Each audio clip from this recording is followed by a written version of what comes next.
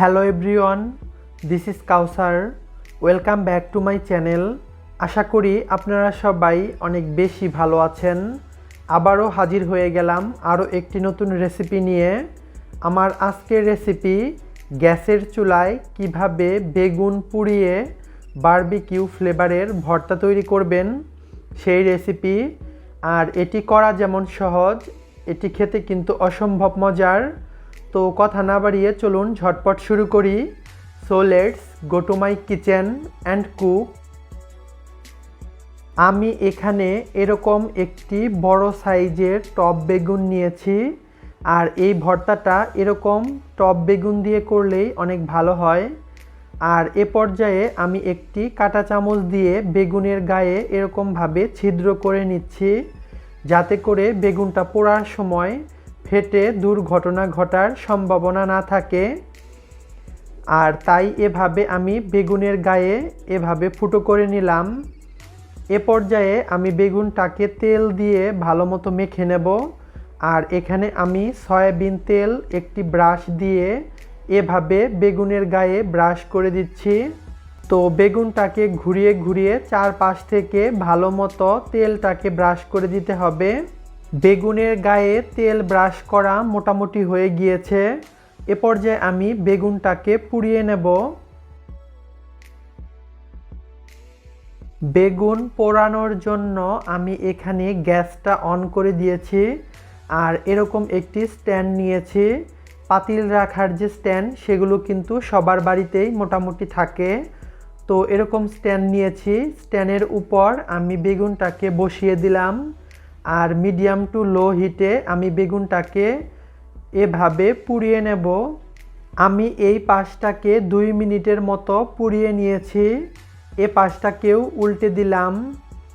এভাবে আমি এক এক করে প্রত্যেক পাশ উল্টে পাল্টে বেগুনটাকে পুড়িয়ে নেব। আর প্রত্যেক পাশ মোটামুটি 2 মিনিটের মতো করে পুড়িয়ে নিয়েছি। আমার বেগুন পোড়ানো হয়ে গিয়েছে, আপনারা কিন্তু স্ক্রিনেই দেখতে পাচ্ছেন। এ পর্যায়ে আমি এটিকে নামিয়ে ঠান্ডা করে নেব। আমি চুলা থেকে বেগুনটাকে নামিয়ে মোটামুটি ঠান্ডা করে নিয়েছি। এ পর্যায়ে আমি বেগুনের যে পোড়া খোসাগুলো রয়েছে সেগুলোকে আস্তে আস্তে উঠিয়ে নেব। বেগুনটা কিন্তু এখনও বেশ গরম। আমি চারপাশ থেকে বেগুনের খোসাটাকে এভাবে তুলে নিচ্ছি। আর আমি কিভাবে তুলে নিচ্ছি আপনারা কিন্তু স্ক্রিনেই দেখতে পাচ্ছেন। তো মোটামুটি তুলে নেওয়া হয়ে গিয়েছে। বেগুনের খোসা তুলে নেওয়া হয়ে গিয়েছে। এ পর্যায়ে আমি চলে যাব বেগুন ভর্তার আদার্স যে উপকরণগুলো আছে সেগুলো প্রিপেয়ার করতে। এখানে প্রথমেই চুলায় একটি প্যান বসিয়ে দিয়েছি। প্যানটি গরম হয়ে গেলে দিয়ে দেব 1 টেবিল চামচ সয়াবিন তেল। আর দিয়ে দেব 5টি শুকনো মরিচ। এ পর্যায়ে মরিচটাকে আমি ভালো মতো ভেজে নেব। শুকনো মরিচগুলোকে জাস্ট লাল করে ভেজে নিতে হবে। তো আমার শুকনো মরিচ ভেজে নেওয়া হয়ে গিয়েছে। এ পর্যায়ে আমি এগুলোকে উঠিয়ে নিচ্ছি। এবার সেই একই প্যানের মধ্যে দিয়ে দেব 5 কোয়া আস্ত রসুন। আর রসুনগুলোকে আমি এভাবে মাঝ বরাবর চিড়ে দিচ্ছি, তাহলে রসুনটা তাড়াতাড়ি সেদ্ধ হয়ে যাবে। তো হয়ে গিয়েছে। এ পর্যায়ে আমি রসুনটাকে নেড়ে চেড়ে ব্রাউন করে ভেজে নেব।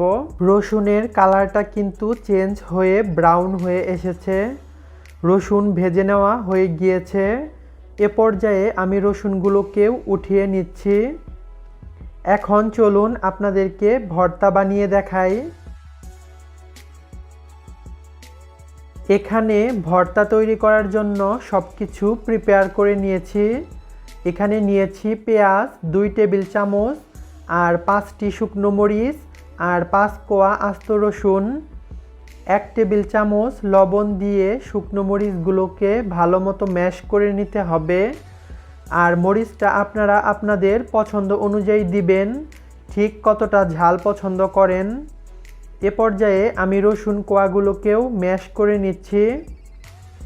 রসুন কোয়াগুলোকে ম্যাশ করে মরিচ এবং পেঁয়াজের সাথে ভালো মতো মিশিয়ে তারপর আমি বেগুনের সাথে মিশিয়ে মাখিয়ে নিচ্ছি।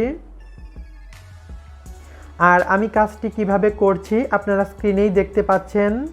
ভর্তা কিন্তু আমরা সবাই করতে পারি, তো আমি কিভাবে করি সেটাই আপনাদেরকে শেয়ার করছি।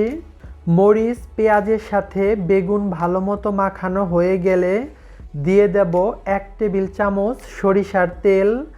আর এই সরিষার তেল বেগুনে ঝাঁঝালো একটি ফ্লেভার অ্যাড করবে। তো তেল দিয়ে এবার সব কিছুর সাথে ভালো মতো মিশিয়ে নিতে হবে। মেশানো হয়ে গেলে দিয়ে দেব স্বাদ মতো ধনিয়া পাতা কুচি। আর এটি একদমই অপশনাল, তবে ধনিয়া পাতা দিলে ভর্তার টেস্টটা অনেক ভালো আসে। আর হাতের কাছে অ্যাভেলেবেল না থাকলে এটি না দিলেও চলবে। তো হয়ে গেছে আমার পোড়া বেগুনের ভর্তা। তো দেখলেন তো এটি বানানো কত সহজ, আর এটি খেতে কিন্তু অসম্ভব মজার। তখনই বুঝতে পারবেন যখন এটি আপনারা বাসায় ট্রাই করবেন। গরম ভাতের সাথে এরকম একটি বারবিকিউ বেগুনের ভর্তা খেতে কিন্তু অসম্ভব লাগবে। তো অবশ্যই বাসায় ট্রাই করবেন। ট্রাই করলে আমাকে কমেন্টে জানাতে ভুলবেন না। ভিডিওটি কেমন লাগলো তা নিচে কমেন্ট সেকশনে জানাবেন। আপনারা কি ধরনের রেসিপি দেখতে চান সেটাও কমেন্ট সেকশনে জানাতে পারেন। আমি চেষ্টা করব সেই রেসিপিগুলো তৈরি করে দেখানোর জন্য। ভিডিওটি ভালো লাগলে অবশ্যই লাইক, কমেন্ট অ্যান্ড শেয়ার করবেন। আর আমাকে সাপোর্ট করার জন্য প্লিজ আমার চ্যানেলটিকে সাবস্ক্রাইব করবেন। আপনারা সবাই ভালো থাকবেন। দেখা হবে নেক্সট কোনো রেসিপিতে। আল্লাহ হাফেজ।